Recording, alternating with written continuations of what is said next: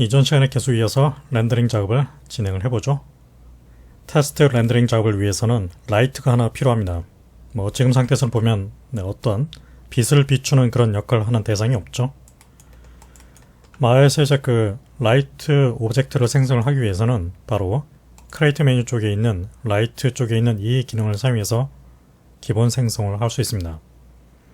또는 하이퍼 쉐이더를 띄워서 그 하이퍼 쉐이더 인터페이스 바로 이제 크리에이트 쪽에 보면 이렇게 마야 카테고리 쪽에 보면 라이트가 따로 있죠. 여기서도 똑같이 라이트를 만들 수 있습니다. 하지만 저는 이제 이 마야 쪽에 있는 라이트를 쓰지 않고 바로 아놀드 렌더러 기능을 지금 사용해서 작업을 할 생각이기 때문에 아놀드 타입의 라이트를 만들어 주겠습니다. 역시 이제 그 아놀드 타입의 라이트를 생성하기 위해서 바로 상단 메뉴에 보면 아놀드 메뉴가 따로 있죠. 그 하위에 보면 라이트 메뉴 아래에 보면 역시 라이트 생성 메뉴가 따로 있습니다.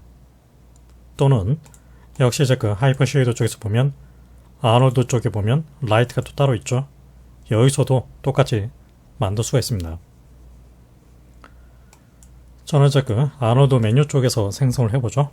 그래서 아놀드 라이트 이 중에서 바로 이제 그 에어리어 라이트를 하나 만들어 주겠습니다. 생성을 하게 되면 확인을 해보면 이렇게 이제 그 사각형 형태로 되어 있는 그 라이트가 만들어져 있죠. 이 라이트가 가지고 있는 이제 그 크기를 스케일 툴을 사용해서 적당히 늘려놓고 그 다음에 지금 이 라이트의 모양을 보면 이렇게 일직선으로 나아가고 있는 그런 부분이 있죠. 바로 이 방향이 실제로 빛이 발사되는 방출이 되는 방향이란 뜻입니다. 위치를 적당히 이동을 시켜서 위에서 아래로 바라보는 쪽으로 이렇게 배치를 해줍니다. 아니면 라이트 오브젝트를 선택해서 바로 모델 뷰 화면 쪽에 있는 패널 Look Through Selected라는 기능을 통해서 선택한 오브젝트 관점으로 카메라 화면을 잠시 생성을 할 수 있습니다. 그럼 이제 지금 보게 되면 라이트 관점에서 바라본 화면으로 스위치가 되죠. 밑에 보면 AR, Area Light로 선택이 되어 있습니다. 역시 이제 그 Alt 키와 왼쪽 마우스를 드래그를 해서 이렇게 뷰를 잡거나 역시 이제 마우스 가운데 또는 오른쪽 버튼을 클릭해서 줌인을 하거나 이동을 하거나 또 이런 식으로 배치를 할 수 있습니다. 그에 따라서 이제 그 에어리어 라이트가 가지고 있는 트랜스레이트 로테이트 값이 바뀐다는 얘기죠. 네, 이렇게 또는 특정 오브젝트를 선택해서 F키를 누르게 되면 선택한 화면이 바로 그 선택한 오브젝트를 중심으로 이렇게 센터가 맞춰지게 되죠. 거기서 다시 이렇게 뷰를 잡는 것이 더 빠를 수도 있습니다. 뷰를 나눠놓고 판단을 해보죠. 스페이스바를 눌러서 4분할 창에서 봤을 때 다시 퍼스펙티브 화면을 에어리어 라이트를 선택해서 Look Through Selected 그러면 이제 다른 뷰에서 봤을 때 보게 되면 제가 이렇게 뷰를 바꾸게 되면은 그에 따라서 에어리어 라이트가 위치, 회전 그것이 이제 바뀐다는 걸 알 수 있죠. 이렇게 역시 여기서도 알 수 있습니다. 다시 이제 그 원래 퍼스펙티브 화면으로 바꾸기 위해서 핫박스 퍼스펙티브 뷰 이렇게 스위치를 해주면 되겠죠. 라이트의 어떤 거리감을 이런 식으로 대충 배치를 해놓죠. 이제 이 상태에서 이제 그 테스트 렌더를 위해서 일단 화면을 생성했던 렌더캠으로 바꾼 다음에 지금 이제 그 렌더링 되는 화면의 그 크기라든가 이것들을 좀 바꿔주겠습니다. 렌더 세팅을 띄워서 바로 커먼 탭 쪽에 있는 그 리스트에 보면 바로 이미지 사이즈 부분이 있죠. 그 부분에서 보면 가로 세로 해상도가 있는데 이 해상도를 1:1 사이즈로 그냥 800에 800으로 바꿔놓겠습니다. 그럼 이제 가로 세로 해상도가 이제 똑같은 800 픽셀로 세팅이 되어 있죠. 네. 그래서 다시 카메라 뷰를 뭐 적당히 이렇게 잡아놓고 바로 상단에 있는 렌더 커런트 프레임 버튼을 눌러줍니다. 아니면 메뉴 타입을 렌더링 변경을 해놓고 렌더 메뉴에 보면 역시 똑같은 렌더 커런트 프레임 메뉴가 따로 있죠. 뭐 이 메뉴나 여기는 이 버튼이나 하는 역할은 똑같습니다. 버튼을 클릭하게 되면 이제 이렇게 렌더링 과정이 이제 진행이 되는데, 결국 이제 이 렌더링이라는 그 과정은 준비되어 있는 어떤 3D 장면을 2차원 이미지 파일로 만드는 과정이라고 할 수 있겠죠. 지금 상태에서 보면은 이제 까맣게 돼서 뭐 실제로 아무런 결과가 나오지 않고 있는데, ESC 키를 눌러서 렌더링을 스탑합니다. 지금 이제 준비된 그 에어리어 라이터가 가지고 있는 빛의 밝기가 이 오브젝트를 이제 충분히 밝힐 만큼 밝지 않다는 얘기죠. 너무 그 빛의 밝기가 약하기 때문에 에어리어 라이터를 선택해서 보게 되면은 컨트롤 A AI 에어리어 라이트 그 속성 리스트에 보면 빛의 밝기를 바꿔주는 인터스티 부분이 있습니다. 이 부분을 이 값을 한 1000 정도로 늘려놓죠. 이 값의 이제 크기는 여러분들이 이제 그 준비해 놓은 그 3D 장면, 그 오브젝트가 가지고 있는 크기에 따라서 달라질 수 있습니다. 뭐 스케일이 좀 전체적으로 좀 작다 그러면은 인터스티 값을 많이 높일 필요가 없겠지만은, 스케일이 크다 그러면은 1000 단위로 더 많이 늘려줘야 할 경우도 있습니다. 아무튼 이제 그 값을 다시 조정해 놓고 다시 렌더링. 그럼 이제 이렇게 이전과 달리 이제 그 렌더링 결과가 그대로 이제 나타나게 되죠. 여전히 보게 되면은 그 빛의 밝기가 좀 많이 어둡습니다. 이 ESC 키 중단을 하고 인터스티 강도를 이번에는 한 8000. 그럼 이제 뭐 적당하게 충분한 밝기로 느껴지는 것 같습니다. 당연히 이제 여러분들이 어떤 성능의 CPU를 쓰느냐에 따라서 이 렌더링이 되는 스피드는 달라질 수 있습니다. 뭐 저는 지금 굉장히 상당히 오래된 구형의 CPU를 쓰다 보니까 전체적으로 렌더링 스피드가 그렇게 빠르지가 않습니다.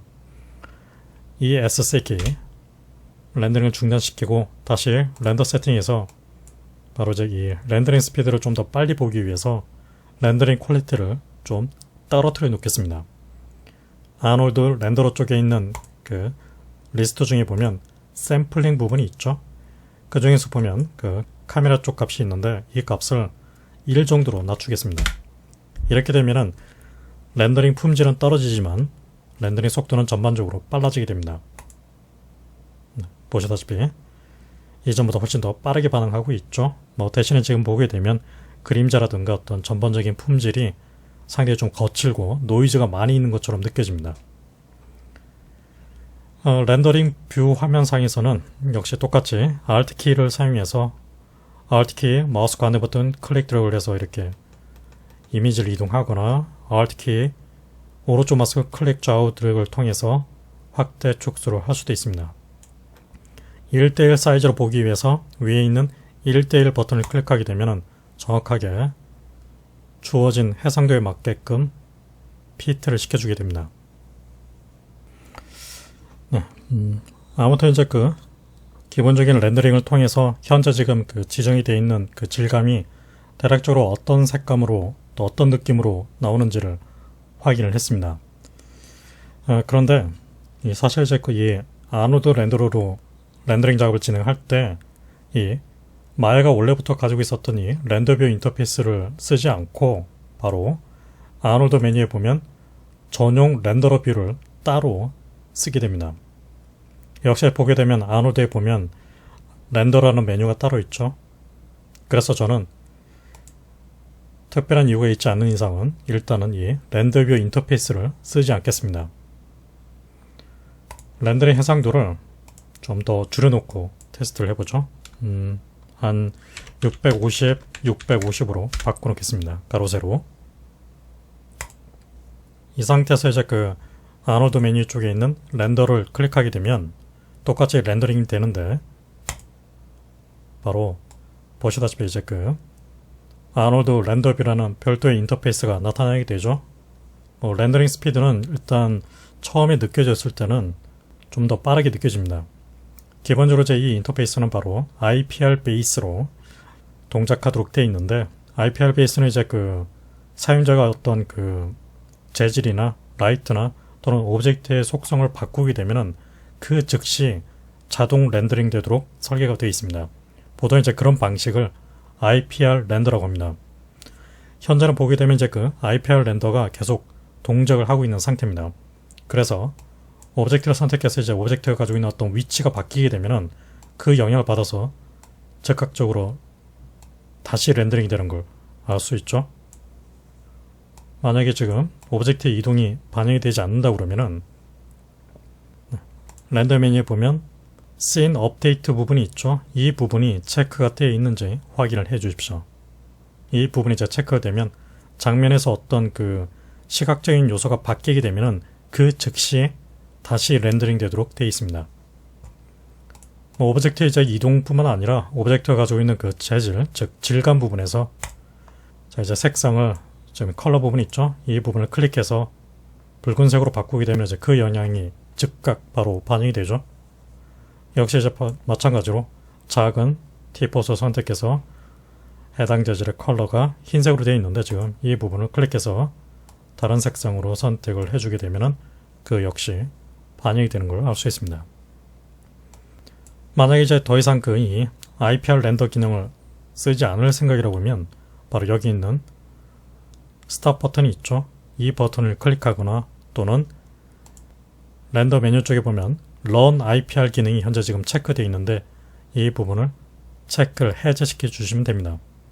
또는 단축키가 보면 스페이스바로 되어 있죠. 스탑.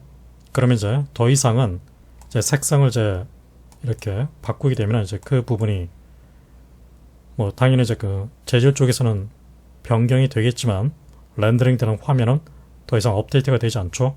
IPR 렌더 기능이 현재 꺼져 있는 상태입니다. 다시 IPR 렌더 기능을 실행을 시키기 위해서 여기 있는 플레이백 버튼을 클릭해 주거나 또는 렌더 메뉴에 있는 Run IPR, 현재 보면 그 단축키가 스페이스바로 되어 있죠.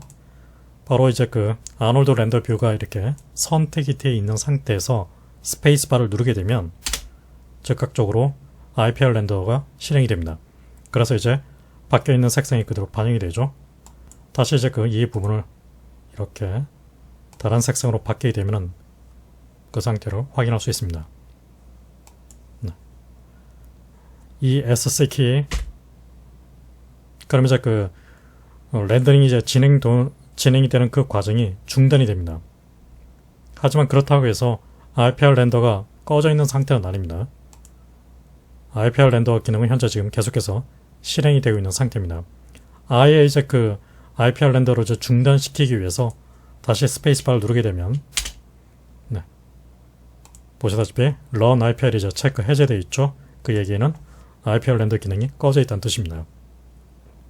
뭐 상당히 자주 하는 동작이기 때문에 이 과정이 익숙해지셔야 됩니다. 같은 식으로 이제 다시 스페이스바를 눌러서 Run IPR, IPR이 이제 실행되고 있죠. 오브젝트, 지금 이제 백그라운드 셋 오브젝트 선택해서 제가 이제 다른 색상으로 선택을 해보죠. 이렇게 그러면서 그 영향이 그대로 나타나게 되죠. 이 S키를 누르게 되면 현재 실행 중인 렌더링을 스탑해주게 되고 스페이스바를 누르게 되면 IPR 기능 자체가 스탑됩니다. 전반적으로 이제 이 반응이 되는 속도가 마야가 원래 가지고 있는 이 렌더뷰를 쓰는 것보다도 훨씬 더 빠르기 때문에 저는 이 렌더뷰 기능 대신에 바로 아놀드 이 렌더뷰를 따로 사용해서 쭉 작업을 진행하겠습니다. 지금 보게 되면 이제 그 렌더링 되어 있는 오브젝트의 어떤 표면의 느낌, 뭐 역시 이제 그 Alt 키를 사용해서 Alt 키 오른쪽 마우스 클릭 좌우 드래그를 통해서 확대 축소를 할 수 있습니다. 역시 Alt 키 마우스 가운데 버튼을 클릭해서 이미지를 이동할 수 있고 또는 휠 버튼을 사용해서 역시 확대 축소를 할 수도 있습니다. 뭐 그냥 이제 그 Alt키 없이 마우스 가운데 버튼 클릭 드래그를 해서 역시 이동이 가능하죠. 지금 이제 그 렌더링 되어 있는 이미지를 이제 유심히 보시면 오브젝트 이제 전반적으로 보면 좀 각이 많이 느껴지죠. 실제로 지금 이 오브젝트를 보게 되면 바로 스무스가 없는 상태로 세팅이 되어 있습니다. 3번 키를 눌러서 스무스를 적용해 주죠. 그리고 이제 그 상태는 그대로 이 아노드 렌더러에 반영이 됩니다. 스페이스바. 그래서 보게 되면 1대1 버튼 클릭 보면 이제 이전보다 훨씬 더 그런 스무스한 부드러운 그런 상태를 볼 수가 있죠. 렌더링 퀄리티를 보게 되면 지금 이제 그 제가 렌더 세팅에서 지정했던 이 샘플 퀄리티의 그 영향 때문에 너무 좀 지저분한 그런 느낌이 없지 않아 있습니다. 2로 바꿔보죠. 그럼 이제 다시 렌더링을 하면서 이전보다는 좀 더 그 깔끔한 상태를 볼 수 있을 겁니다.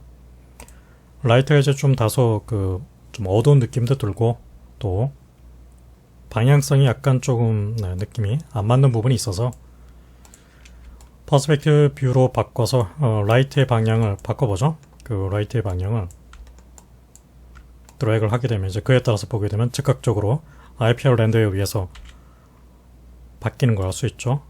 이렇게 위에서 아래에서 그렇게 바라보도록 바꿔주게 되면은 또 가까이 가면 가까이 갈수록 더 밝아지게 되겠죠. 그러니까 이런 식으로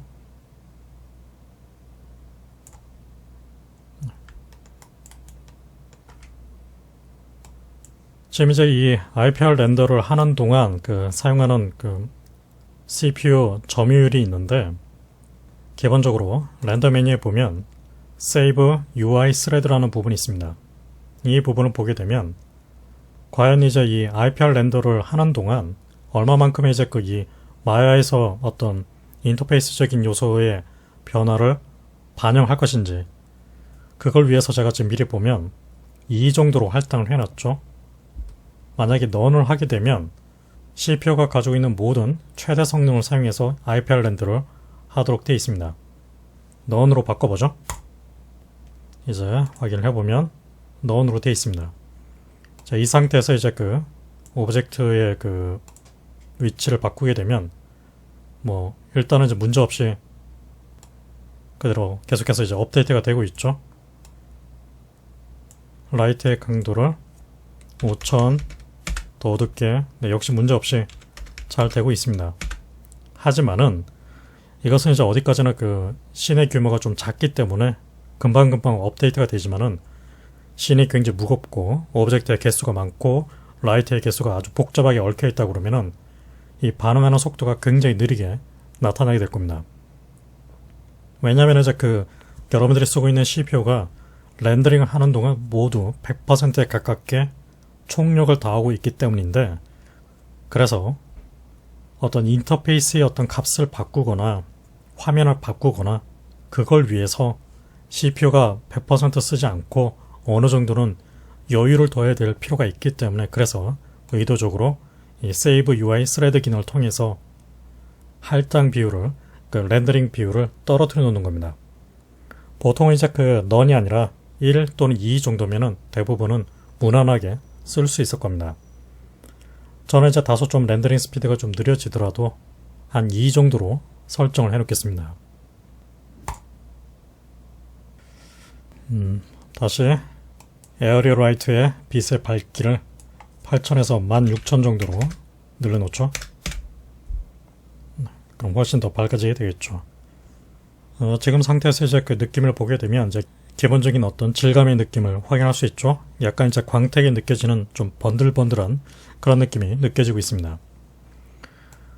해당 오브젝트에 적용이 되어 있는 바로 그 질감에 보게 되면 일단 컬러부터를 단순 클릭을 하게 되면 이렇게 컬러 히스토리가 바로 팝업돼서 나타나게 되고 선택을 하지 않으면 자동적으로 숨겨지게 되죠. 하지만 더블 클릭을 하게 되면 컬러 부분을 더블 클릭 그럼 이제 별도의 인터페이스가 따로 나타나게 됩니다. 뭐 여기서 이제 그 다른 색상을 선택하게 되면 이제 그 영향을 받아서 이렇게 역시 바뀌게 되죠. 색상을 약간 핑크가 되는 느낌으로 일단 바꿔보죠. 그 다음에 이제 그 작은 부분은 푸른색 계열로 바꿔놓겠습니다. 이렇게. 그리고 이제 그 이 백그라운드 이 세트 오브젝트에 대해서는 자 이제 미리 그 준비를 해놓은 파일이 있는데 그 파일을 적용해서 배치를 해보죠. 바로 이제 이 컬러 부분이 있죠. 해당 지금 이 AI 스탠다드 서피스가 가지고 있는 컬러 부분에 바로 여기 있는 이 체크 무늬의 버튼을 클릭하게 되면 다른 어떤 그 쉐이딩 연산 노드를 연결할 수 있습니다. 클릭. 그러면서 Create Render 노드가 나타나게 되죠. 이 중에서 보면 바로 이제 마야 카테고리 쪽에 있는 2D 텍처 파일 노드를 선택을 해봅니다. 파일 노드는 말 그대로 이제 그 이미지 파일을 갖고 와서 연결을 해주는 목적으로 사용하게 됩니다. 파일 노드 인터페이스에서 바로 호출이 됐죠. 즉각적으로 이제 나타나게 될 텐데 여기서 이미지 네임 쪽에 있는 브라우저 버튼을 클릭해서 제가 이제 미리 인터넷상에서 다운을 받은 이미지 파일이 있는데 그 파일을 그대로 적용해서 배치를 해보죠. 그러면서 바로 그 파일을 베이스로 해서 이렇게 매핑이 돼서 나타나게 되겠죠.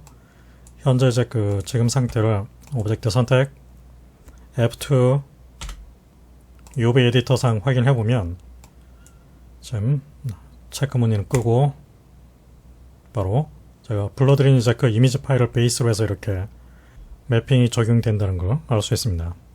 물론 이제 그 제가 지금 뭔가 어떤 정교한 텍스처 작업을 한 게 아니라 그냥 나무 판자의 느낌을 갖고 있는 사진을 갖고 와서 그냥 적용했을 뿐입니다.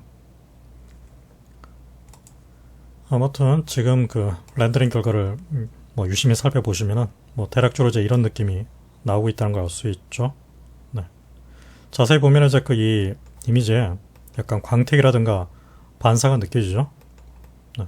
기본적으로 이제 이 AI 스탠다드 서피스 재질이 하이라이트 광택을 가지도록 설정이 되어 있습니다. 바로 이제 그 부분은 해당 이제 그 AI 스탠다드 서피스 재질 중에 보면 스페큘러 부분이 있습니다. 스페큘러란 말 뜻이 하이라이트 광택을 뜻하게 됩니다.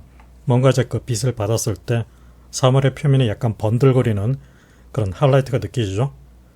그것을 흔히 스페큘러라고 합니다. 이제 그 스페큘러 값이 현재 지금 보면 그 웨이트가 그 강도가 1로 되어 있다는 얘기는 밑에 있는 이제 이 컬러를 베이스로 해서 100% 하이라이트가 만들어진다는 뜻입니다. 현재 렌더링 되어 있는 이 장면을 일시적으로 저장할 수 있는데 바로 이제 밑에 보면 이제 그 이 카메라 모양의 아이콘 버튼이 보이죠? 클릭해 줍니다. 그러면은 바로 즉각적으로 현재 이 장면을 별도의 그 스냅샷을 한번 걸어서 이미지 파일로 저장시켜 주게 됩니다. 이 스페큘러 값을 바로 0으로 바꿔주면 어떻게 되죠? 네, 이렇게 이제는 그 하이라이트 광택이 없는 그런 상태로 바뀌게 되죠. 지금 이제 렌더링이 되는 비율은 바로 밑에 있는 그 퍼센트를 통해서 확인을 할 수 있습니다. 다시 지금 이 렌더링 상태를 저장, 스냅샷, 클릭, 그럼 이제 바로 스냅샷 2로 저장이 됐죠. 비교를 한번 해보죠. 스냅샷 1번을 클릭하게 되면 1번 이미지로 보이게 되고 두 번째 2번, 1번, 2번 이런 식으로 선택을 해가면서 비교를 할 수 있습니다. 한 가지 이제 그 주의할 점은 지금 이렇게 그 스냅샷이 선택이 되어 있는 상태에서 다시 제가 이 스페큘러 값을 절반 정도 0.5로 바꿨을 때 보게 되면 이제 그 분명히 밑에는 보면 이제 렌더링 연산이 이루어지고 있지만은 화면은 보이지 않죠. 그 이유는 스냅샷 이미지가 선택되어 있기 때문에 그렇습니다. 그래서 이 선택된 상태를 다시 클릭을 해서 해제를 시켜주게 되면 렌더링 화면으로 바뀌게 됩니다. 그러니까 이 부분이 초보자분들이 약간 좀 헷갈려서 실수를 하시는 분들이 있는데 이 동작 관계를 잘 기억을 해 두십시오. 아무튼 이제 그 이전 상태하고 좀 비교를 했을 때 다시 스냅샷 보게 되면 이제 세 번째 건 부분이 아예 없는 상태에 비해서 아주 살짝 하이라이트가 느껴지죠. 그러니까 이런 부분들을 봤을 때 알 수 있습니다. 최대 1 상태 알 수 있죠. 이번에는 지금 이 붉은색으로 설정을 해놓은 이 질감을 다시 디포트 1번이 되겠죠. 지금 붉은색으로 되어 있는데 이 설정 값들을 지금 보게 되면 굉장히 많은 그 설정들이 만들어져 있죠. 이 설정 값을 바로 어떤 특정한 프리셋 단위로 한꺼번에 바꿀 수가 있습니다. 보게 되면 이 해당 재질의 바로 프리셋 버튼을 클릭하고 있으면은 다른 값으로 바꿀 수 있는 메뉴가 있죠. 이 중에서 보면 여러 가지 설정 값이 있는데 저는 여기서 쿠퍼를 한번 선택해 보죠. 쿠퍼라는 얘기는 바로 금속 중에서 구리를 뜻하게 됩니다. 쿠퍼 바로 리플레이스를 해줍니다. 그러면은 값을 완전히 바꿔준다는 뜻입니다. 블렌드 50%라는 얘기는 현재 설정값하고 프리셋이 가지고 있는 그 값을 50%씩 섞어서 값을 세팅해 준다는 뜻입니다. 하지만 저는 100%로 바꾸겠습니다. 그래서 리플레이스 그러면 이렇게 그 질감을 보게 되면 이렇게 거의 구리에 가까운 그런 느낌으로 바뀐다는 걸 알 수 있죠. 역시 이번에는 프리셋, 클릭, 이번에는 골드, 금속 중에 금을 뜻하게 되겠죠. 리플레이스, 쿠퍼나 골드나 거의 비슷한 느낌을 보여주는 것 같습니다. 네, 지금 렌더링 된 상태를 보게 되면, 이 티폿에 보면 검은색으로 현재 지금 반사돼서 보이고 있는 부분이 있죠. 마야에서는 기본적으로 반사되고 있는 그쪽 방향으로 봤을 때 어떠한 물체도 존재하지 않을 경우에 그 부분은 무조건 바탕 컬러가 블랙으로 렌더링 되도록 만들어져 있습니다. 실제로 지금 보게 되면 그 장면을 봤을 때 바로 이 티폿에 바라보고 있는 반사 방향을 봤을 때 어떠한 물체도 존재하지 않죠. 이쪽 방향으로는. 그래서 그 부분은 디폴트로 블랙으로 채워져서 바뀌도록 되어 있습니다. 이제 그 영향 때문에 이렇게 까맣게 보이게 된다는 얘기죠. 작업의 경우에 따라서는 이 디폴트 배경 컬러를 다른 색상으로 바꾸는 경우도 있긴 하지만은 사실 제 개인적으로는 그 색상을 바꾸지 않는 게 좋다고 저는 생각을 합니다. 따라서 여러분들이 이 블랙으로 보이는 부분이 보기 흉하다 그렇게 판단이 되면 결국 다른 오브젝트를 배치를 해서 채워 넣는 게 좋습니다.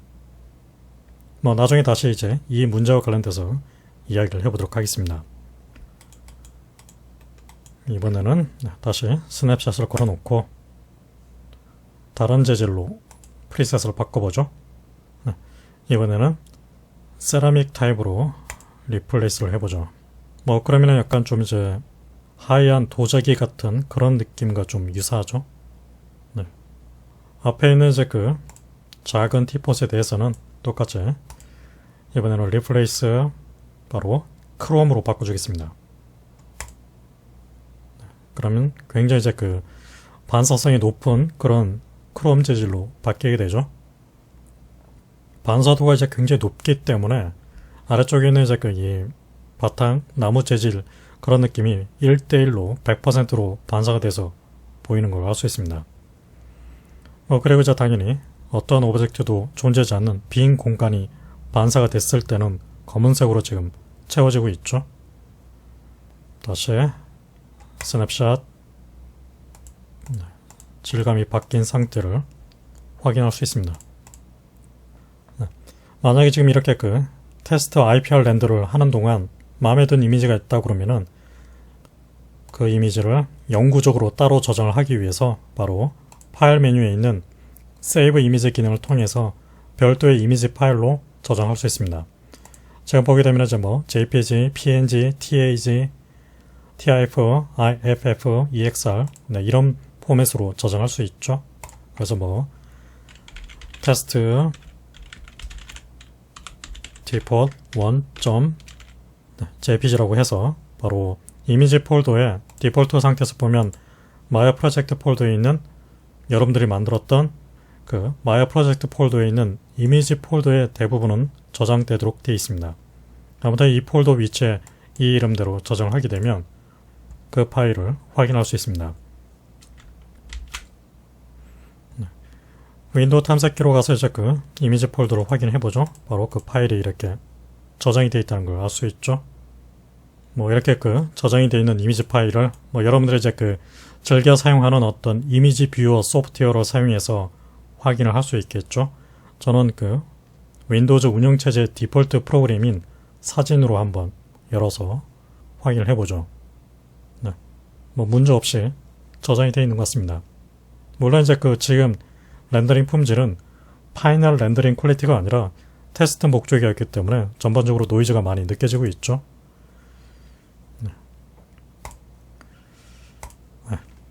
이번 시간에는 여기까지만 설명을 하겠습니다. 다음 시간에 계속 이어서 기본적인 렌더링 과정을 그대로 진행을 해보겠습니다.